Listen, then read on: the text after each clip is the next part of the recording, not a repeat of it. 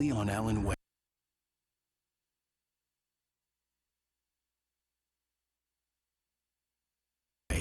Alice has been kidnapped. Alan, please help me. Alice? You'll do exactly what I say if you ever want to see your wife again. I can't tell anyone except my agent Barry. Damn it, Barry, they'll kill her! You're my best friend, and I'm worried that you're not right in the head. The ransom is a manuscript I supposedly wrote that's coming true before my eyes. It happened just the way it was on that page. So dark. I have found only a few scattered pages. I want the entire manuscript. The deadline is in 2 days. I found Mr. Wake's pages. Good girl. How the hell did she get her hands on the manuscript anyway? I don't know. She's resourceful. I told you you were too hard on her. Listen, I found out all sorts of interesting stuff while I was digging around. Yeah. Mr. Wake, it's Sheriff Breaker. We have an FBI agent here, Agent Nightingale. FBI? He's anxious to see you. You'd better come to the station. Okay, I'll be right over, Sheriff. Let's make this quick, huh? Help you folks? Name's Randolph. I'm the manager. We're looking for Rose. Works as a waitress down at the diner. Rose, sure. Nice girl. Who wants to know? I'm Alan Wake. The writer, huh? I heard on the radio you were visiting. Well, I'll show you her trailer. That Rose, she's a nice girl. Always pays her rent on time. As I was saying, Al, I found all sorts of weird stuff from the local newspaper's archives. This place is crazy. Disappearances, mysterious deaths, urban legends come true, and, get this, most of this stuff takes place around Cauldron Lake. Well, you ain't wrong, mister. The Indians thought the lake was a doorway to the underworld. I'm the God-fearing type myself. I don't hold with that sort of thing. Yeah, okay. Anyway, there was an island there owned by a guy called Thomas Zane. Now, some of the articles I found about him make him out to be a famous writer, but I ran a bunch of searches, couldn't find a single thing he wrote. Zane was heavily into diving, so much so that the place came to be called Diver's Isle. But the volcano under the lake erupted in 1970, and Zane went down with the island. Yeah, how about that? It was there in the morning, as if it had fallen from the sky. But it would take a tornado to lift something like that. We're damn lucky it didn't crush any of the trailers.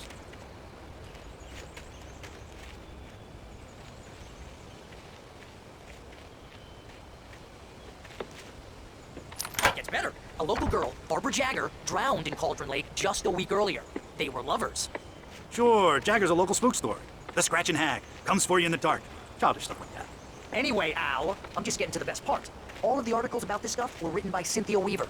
I asked around, and she's that crazy bag lady you met. What, the lamp lady? She can be a little loopy, but she's not homeless or anything.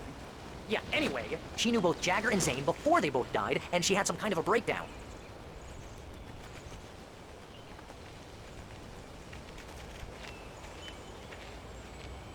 Well, mister, this here's Rose's trailer. You mind me asking what you want with her? We're just here to talk to her, pal.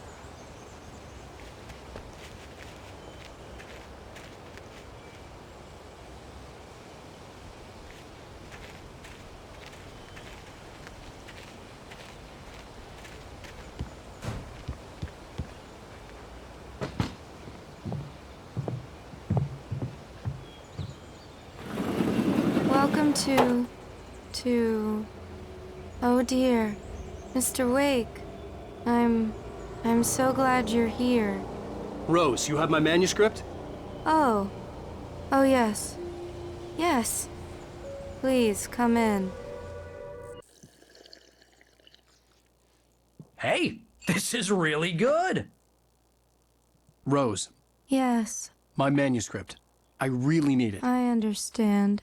I know what you need. A muse to inspire you. Oh, for Barry. She doesn't have anything. Yeah, hey, Al? Al, what's... Oh... Barry! What? What?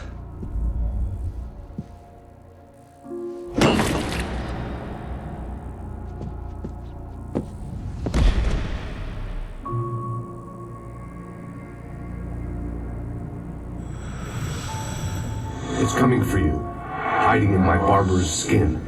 I'm too weak to stop it. You must turn the lights on. I promised I'd come visit you and your lovely wife. You must finish what you started.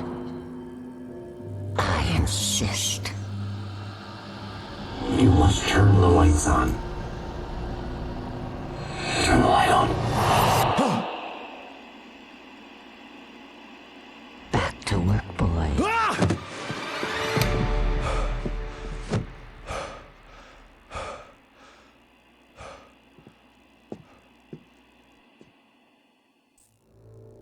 I felt nauseous, hungover. Only anger kept me going.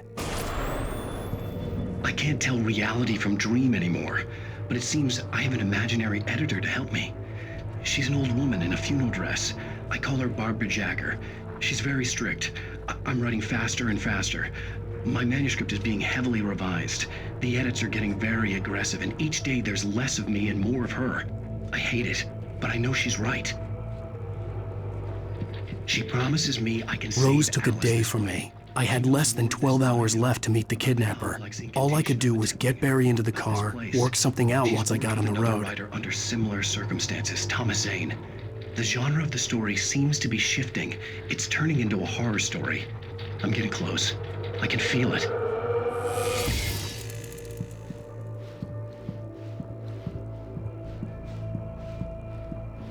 Barry was out of it. He was way too heavy to carry.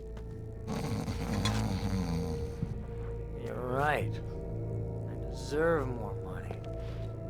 I'm so handsome.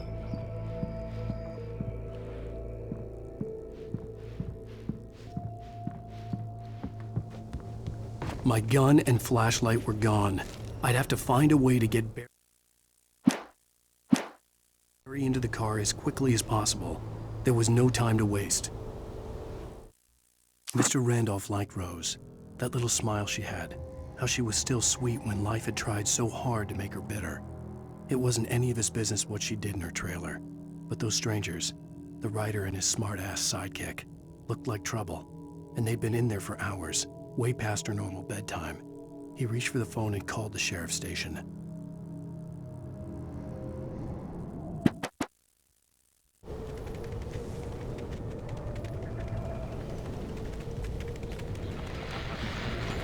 I just stepped outside to catch a breath of fresh air, let me tell you. The weather's getting heavy.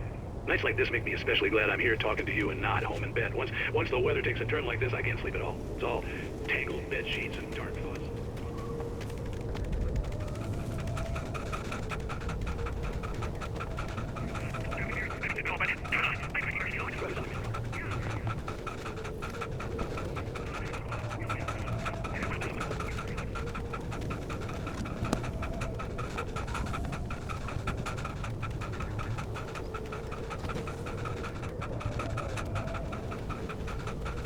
Oh, you're gonna get it now.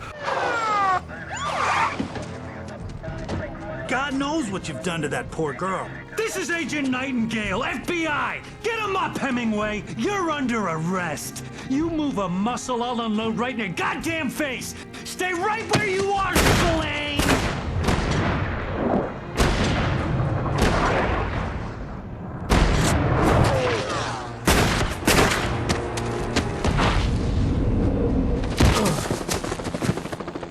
What are? I'm standing right here, you goddamn maniac!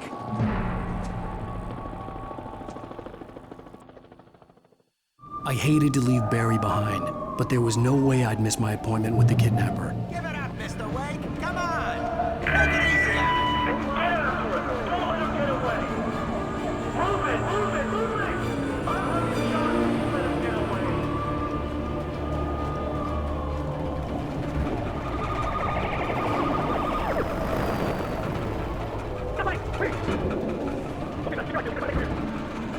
Oh, damn it.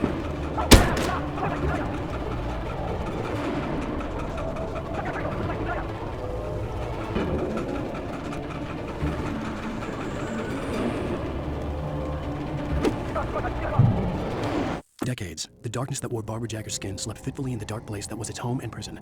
It was hungry and in pain. It dreamed of its nights of glory when the poet's writing had called it from the depths and given it a brief, terrible taste of power and freedom. The rock stars had stirred it from the deep sleep the poet had sunk it back to in the end. When it sensed the rider on the ferry, it opened its eyes.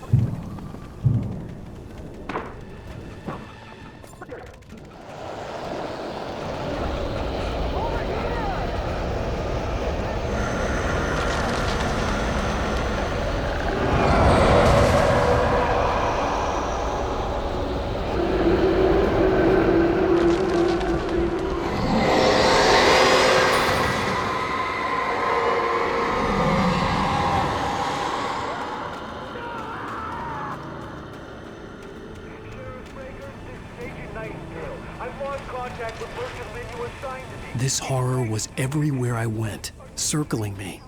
The cops didn't stand a chance. They were after a writer, not a monster.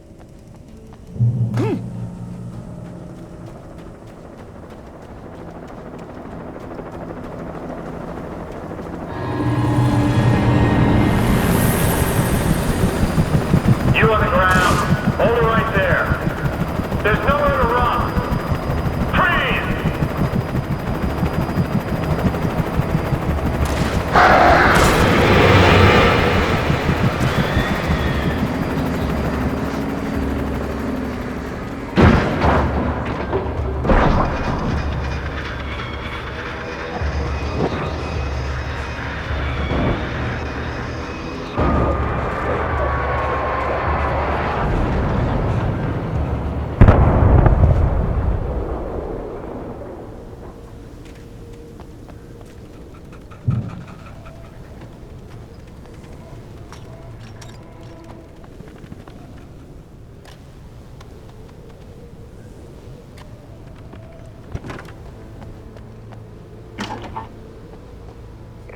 This is James. Mulligan, Thornton, come in. Over. Thornton here. James, we got both Wheeler and Rose. They didn't put up a fight or anything. I could see the lights of the radio station in the distance. Sit down and give me that. James, Mulligan here. Over. Go ahead, Mulligan. Over. We got Wheeler and Rose here. Wheeler's drunk or hopped up on something. Speaking of which, that Fed had a pretty distinctive whiff of Otis Scotch about him, you know what I mean? Over. I don't have anything on that, Deputy Mulligan. Over. Well, whatever. Anyway, Rose is just weird. I imagined that the broadcast tower in the distance was part of the local radio station. Maine seemed like a decent guy. Perhaps he could give me directions to the coal mine.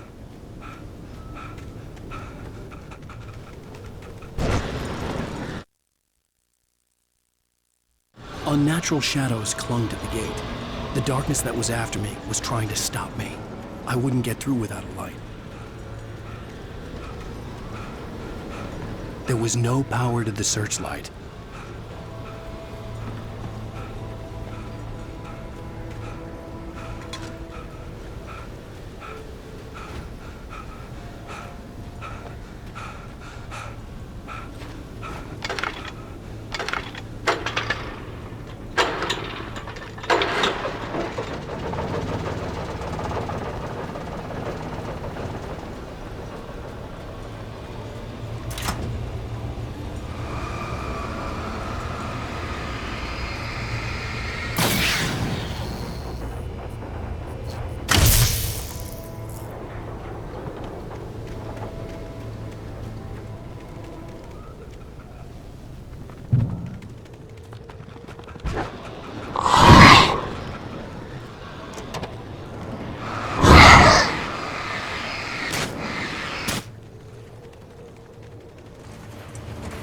It took me a moment to recognize the flashbang grenades.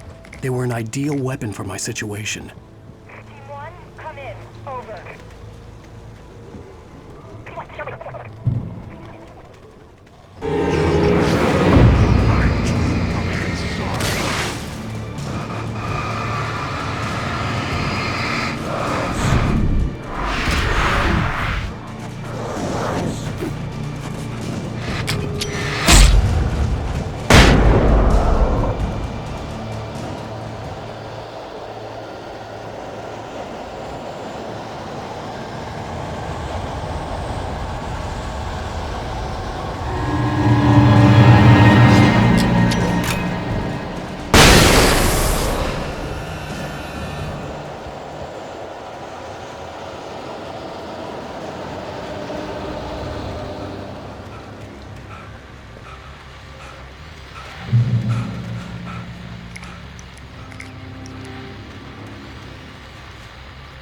And here's another call. You're on KBFFM with Pat Maine. It's Milt Peabody, Pat. What's on your mind, Milt? Well, I live near the trailer park, Pat, and there's a big ruckus going on over there.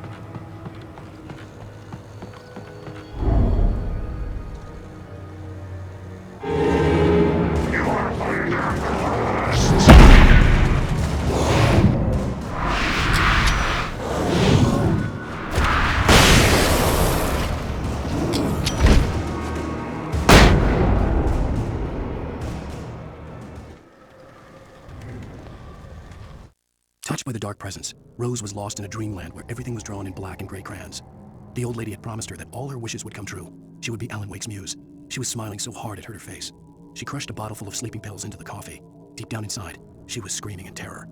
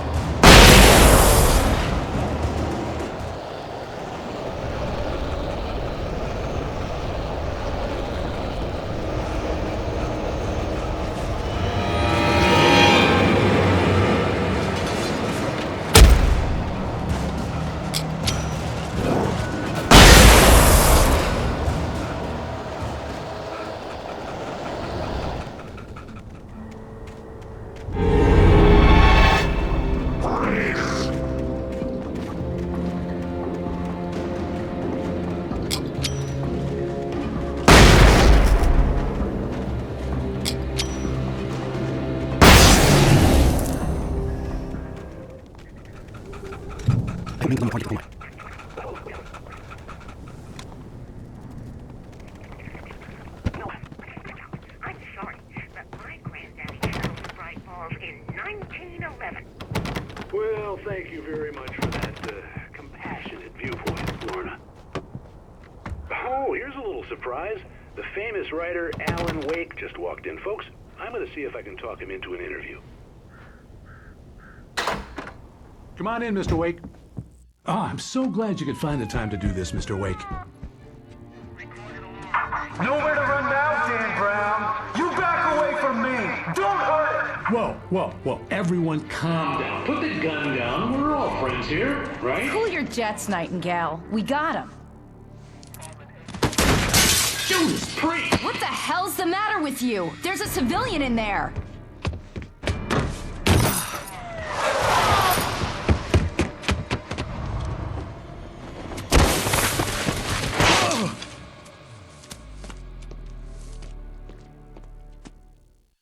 I'll get you yet, even if it kills me. You hear me?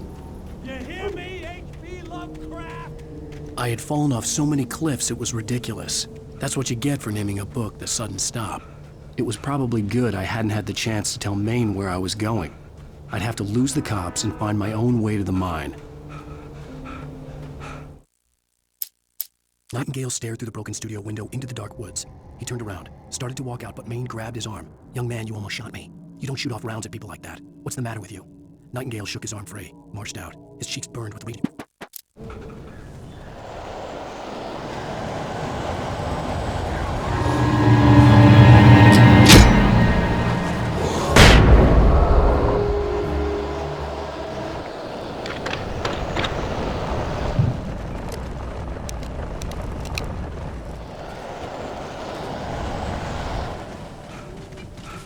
There was no sensible reason for the mining company workers to be here. It was almost as if they'd been left for someone like me to use.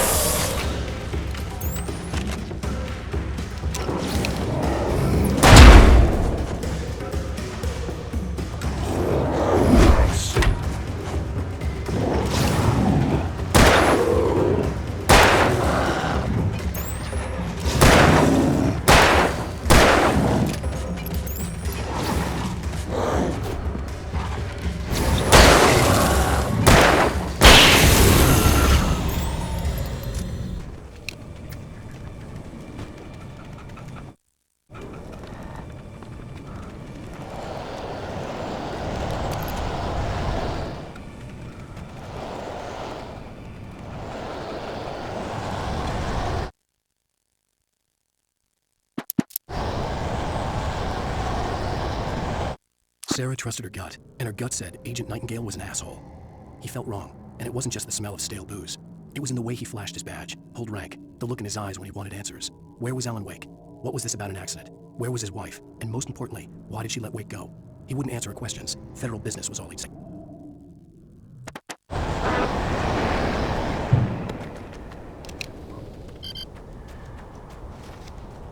Hello? The most stubborn man I've ever met. Alice? Alice? Alan. I'm so afraid. Keeps me in the dark. Please help me. I look at you, Alan, and it's not you. Something else. Looking out from behind your eyes. Alice, I'm here. I'm so alone here. It's all gonna go to hell. You need to be careful. Cooperate.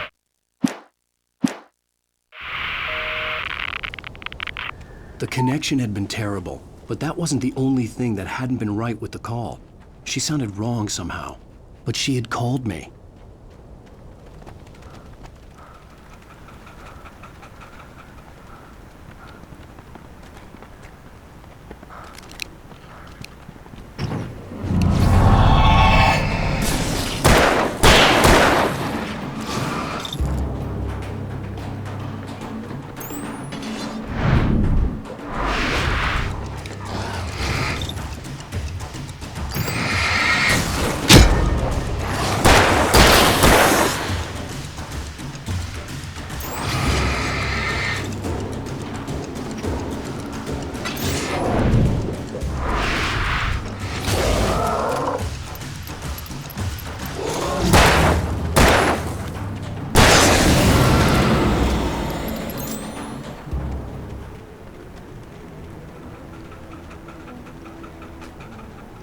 The pipe wrenched itself loose from the bridge's steel framework. Wrapped in darkness, it floated in midair, twitching. For a moment, I didn't understand what I was looking at. The heavy object lurched at me with impossible force. I threw myself out of the way, but just barely.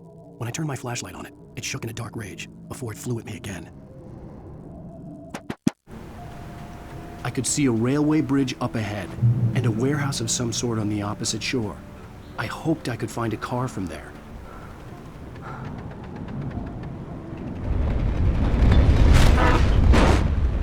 The warehouse of some sort on the opposite shore. I hope I find a car from there.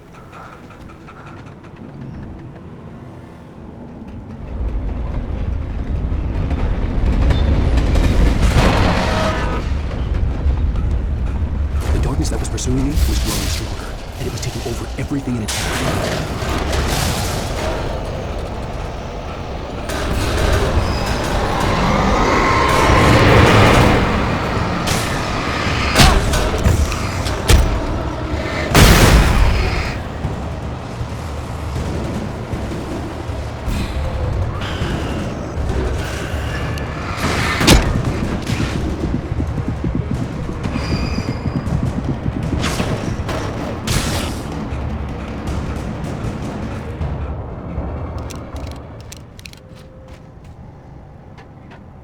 I slammed the door shut right in his smug face. He pleaded for me to open the door. True to form, the asshole actually thought I would obey. I had no sympathy left, no guilt either, not for him. I took a moment to savor the scream. I bet I had a smile on my face. It was all that I had time for. The dark presence was inside the lodge with me. As a teenager, just starting to get interested in writing, Stephen King had been a source of inspiration to me. I thought about all the inanimate objects that had come to life in his books. No one is safe in a good horror story. Certainly not the protagonist. That's what makes them fun. This was anything but. The darkness could possess anything, and it was getting closer.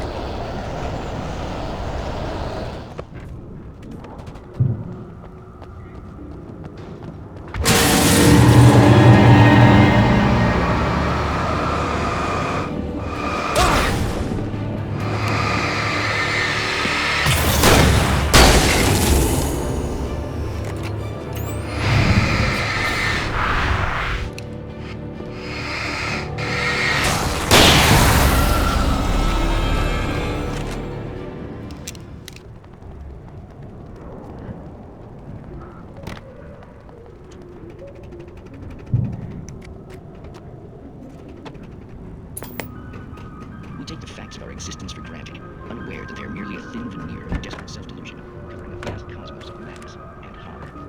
All too often, the stars are right. In Night Springs. Tonight's episode, a family occasion. Journalist Alvin Derleth's trip to study the local customs of an insular community in Night Springs has been less than successful.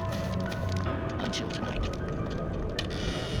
Well, I'm glad you changed your minds about this. Ancient customs, local mythology. My editor loves this kind of stuff.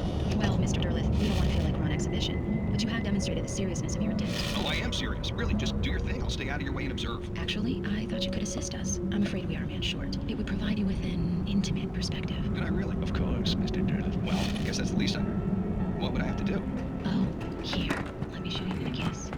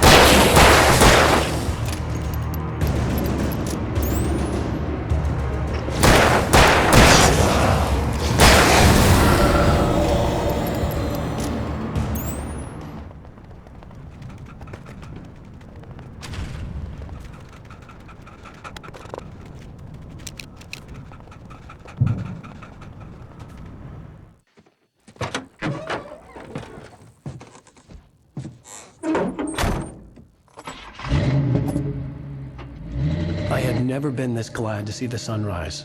I had a couple of hours to get to the coal mine.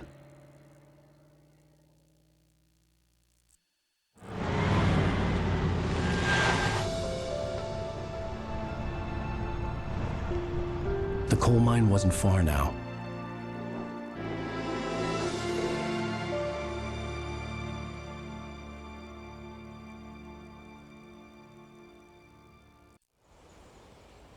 Today, I would meet the kidnapper, and he would give me Alice. I wouldn't give him any other choice. A drowning man will clutch at a straw. Little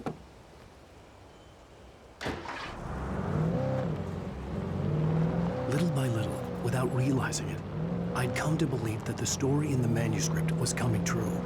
The current of its narrative had taken me deeper and deeper into dark waters. Alice had been taken from me.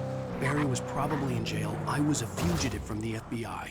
The whole world taken over by the dark presence was trying to destroy me. It all felt real, but it matched a textbook case of insanity.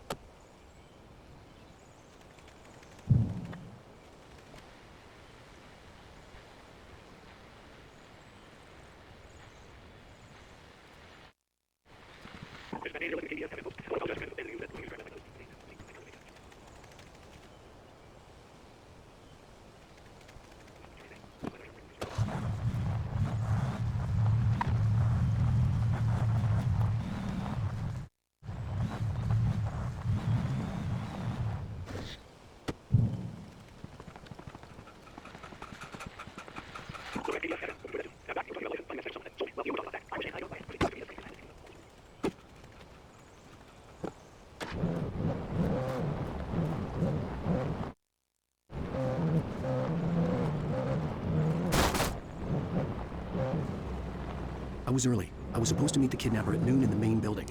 The coal mine was quiet. It was a museum now.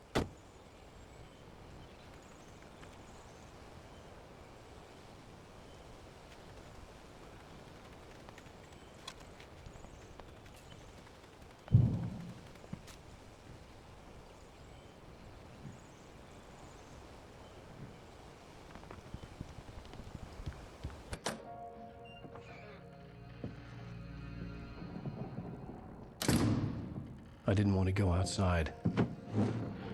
Cops had to be looking for me. The noon sun turned the place into a sauna. The day dragged on. Different scenarios ran through my mind. Ways of how I'd torture the kidnapper to get Alice back. Or the different horrible things he could have done to her. I imagined her dead. I had no way of knowing she was still alive. It was killing me. I was running on blind hope. It was all a waste of time. The bastard never showed up.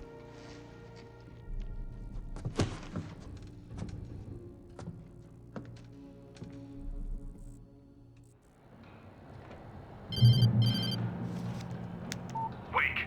Where the hell are you? Change of plans. You know where Mirror Peak is? It's a big mountain north of where you are. You follow the path from the mine, you can't miss it. There's a lookout point there. I'll be waiting.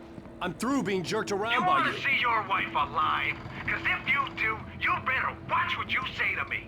Do we understand each other? I want to talk to Alice. Yeah, and I want the manuscript. Don't keep me waiting, Wake. Hello? Hello! Ah! I'm gonna kill him. I had to get to Mirror Peak.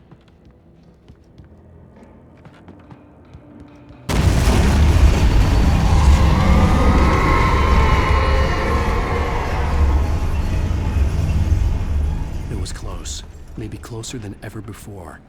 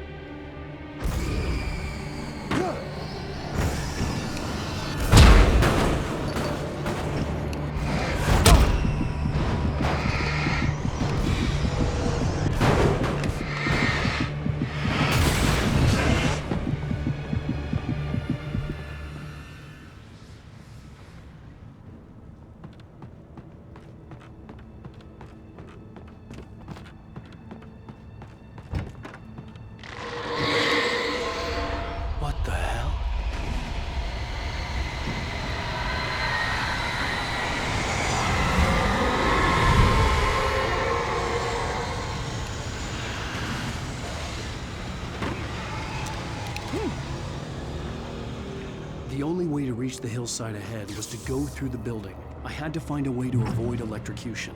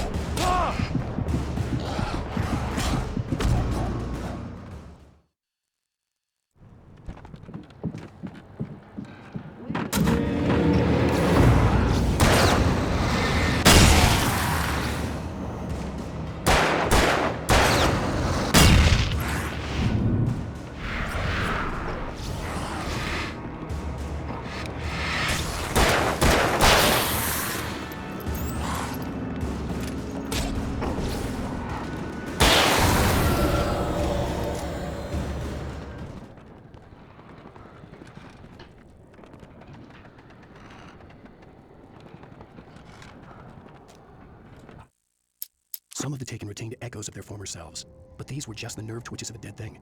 Nothing remained but a shell covered and filled with darkness. In most cases, these puppets were enough for the purposes of the dark presence. But for anything more elaborate, as with the writer, it was different. It needed his mind. And so rather than taking him over completely, it merely touched him.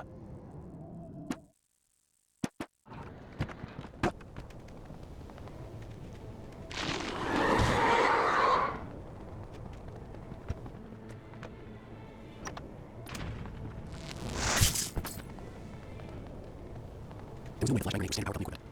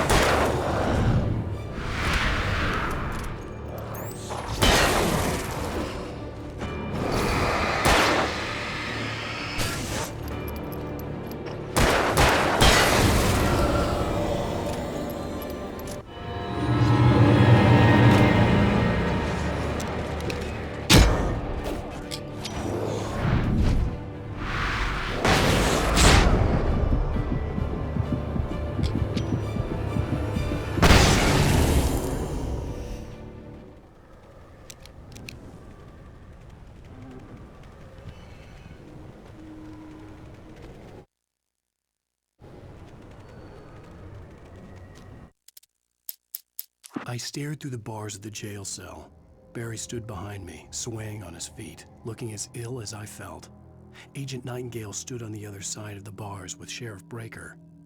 Nightingale had a stack of manuscript pages in his hand. He seemed unhinged as he gloated. "Well, I've got you now, Raymond Chandler. It's all here, all the evidence, including conspiracy to murder a federal agent."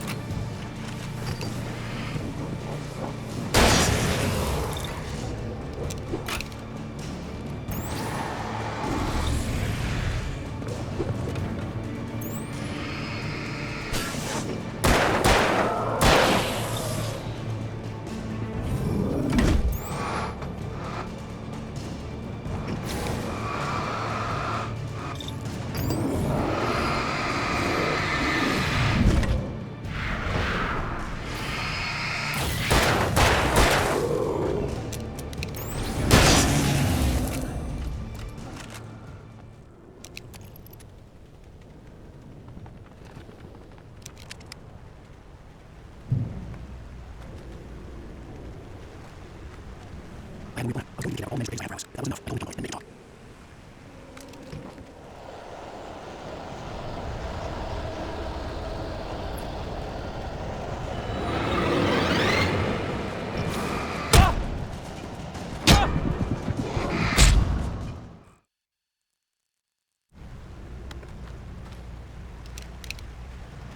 no real plan.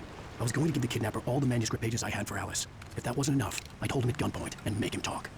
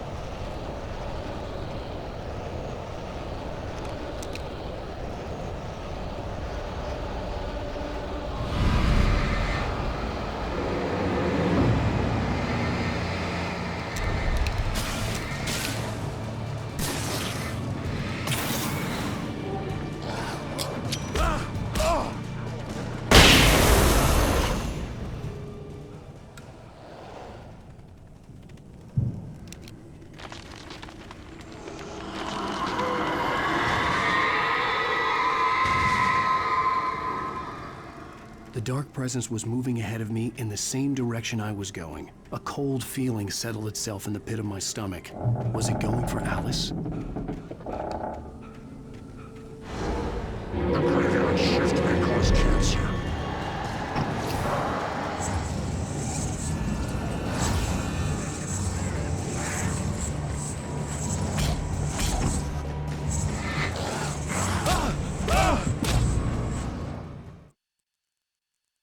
Was it going for Alice? The graveyard shift may cause cancer.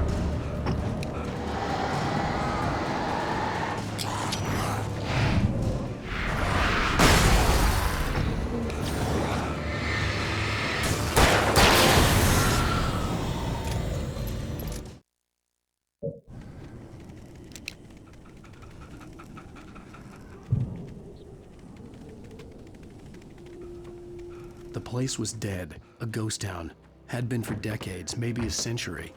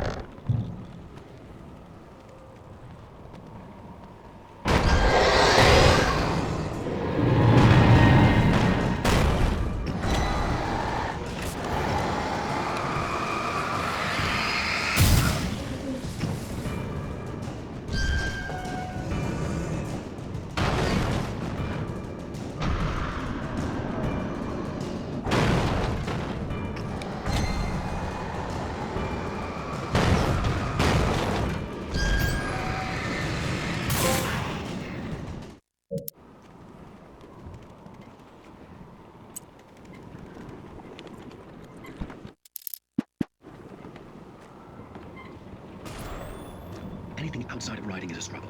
I feel ill. I managed to make my way downstairs. There's a shoebox filled with books and papers by Thomas Zane. It's very hard to focus, but I managed to read some of it. He's a poet, and a good one. He writes of muses and creators summoning fabulous things from a magic lake, using his powers to shape the world of a realm of gods and dreams and demons, dark things that wait for a chance to slip through, wearing the flesh of men as disguise. Zane writes about himself, his girlfriend being taken over by a dark presence, about growing scared of the lake. Zane believes it's a mirror to the gaping void of darkness above, where some Lovecraftian presence lurks. I crawl back upstairs. I'll borrow these things for my story. They ring true. They fit.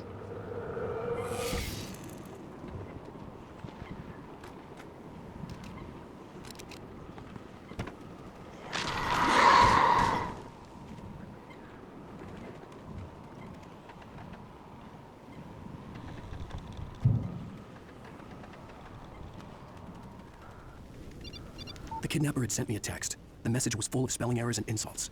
It was telling me to hurry up.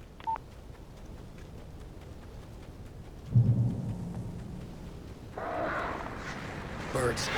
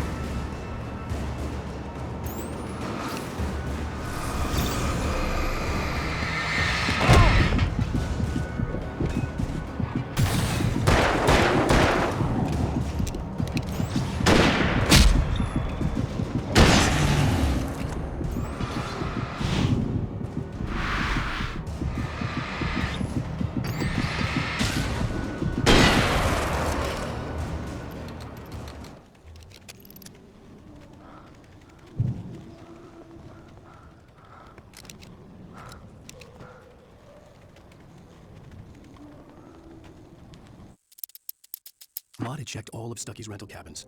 There had been no sign of the Wakes. It was dark when he'd found their car parked at the end of the road by Cauldron Lake. It made no sense. They must have taken a wrong turn, but there was no sign of them, and the car had been there for hours already.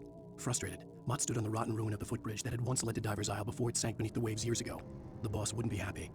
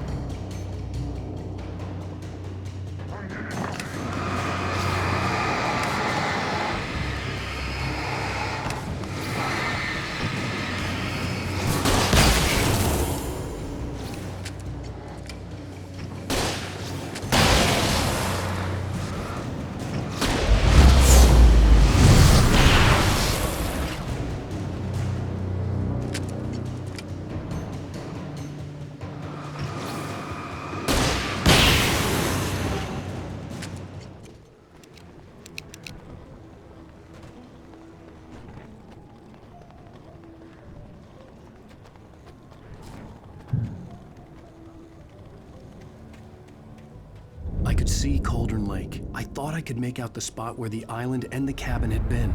There was a light near it. It had to be a boat.